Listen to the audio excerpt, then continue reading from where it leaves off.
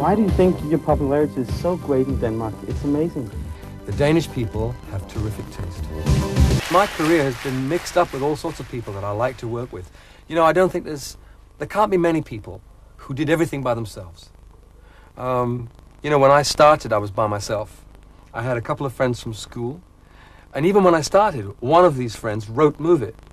I had to have a good song, but I did it, I recorded it, and I made it a hit. But I needed his help. Then I formed the band called The Shadows, The Drifters, and then The Shadows. And I needed their help. Then they broke up, and I did things on my own with Norrie Paramore. I needed his help, too. Then I worked with people like John Farrar and Bruce Welch and Hank Marvin when they were producers. Terry Britton, who wrote Devil Woman and a few other really good songs for me, and then Alan Tarney. So Alan has played a part, along with the others, in giving me material that I can present to my public. Because we all give each other something. I mean, what I feel I can offer is that I sing quite good. I don't sing out of tune, and I can sing with feeling. And they don't have a public.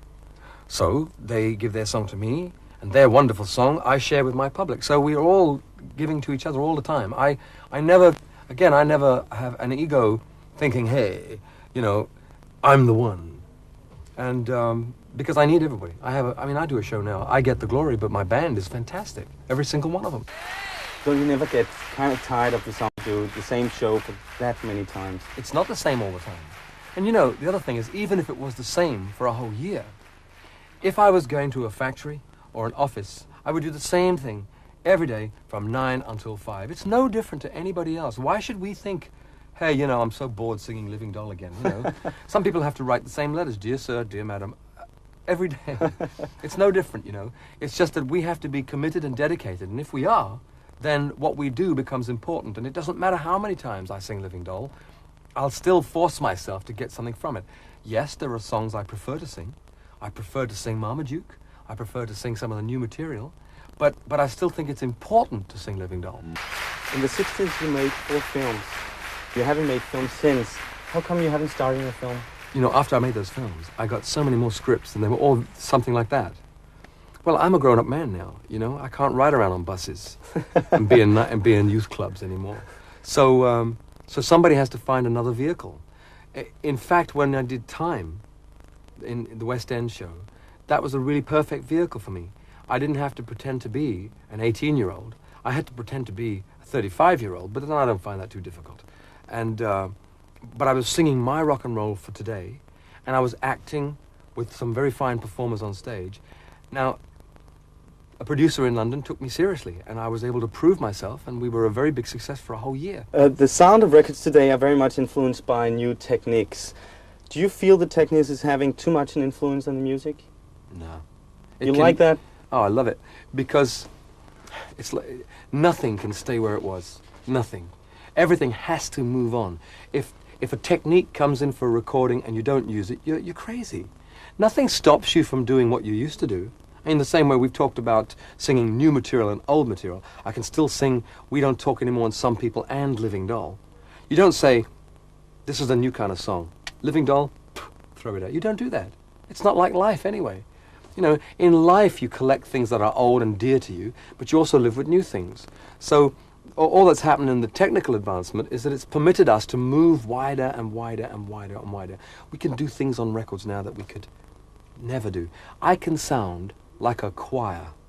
I mean, even now on stage I can have 2 voices coming through the speakers because of the technical advancement. That's not bad, because I only use it once or twice. The rest of the time it's one voice. It's pure and it's real, and that's it. So I like the technical advancement. I think what's happened is it's allowed rock and roll to become an art form. We can now paint with light and sound. Cliff Richard concerts are famous for having almost special happenings, almost like rituals, with fans coming up to you at the stage during the numbers with flowers. How do you feel about that? When I'm doing the songs, I try to stop being Cliff Richard. I try to be every man playing a part, whether I be in love or whether I'm fighting against war or whether I'm saying that Jesus is coming back. And sometimes fans come at the wrong moment, you know, so I have to ignore them. And I don't like the feeling very much. it's easy, you know, if the song is finished and the lights come up and everyone's going, yeah, yeah, come on, we're all shouting on stage and laughing, and people come up, you say, yeah, thank you, and you take the flowers and you take the present, and you can say thank you, that's good. Sometimes the fans choose just the wrong moment, and I feel as though I'm being rude to them because I have to ignore them. Otherwise I have to break my character completely.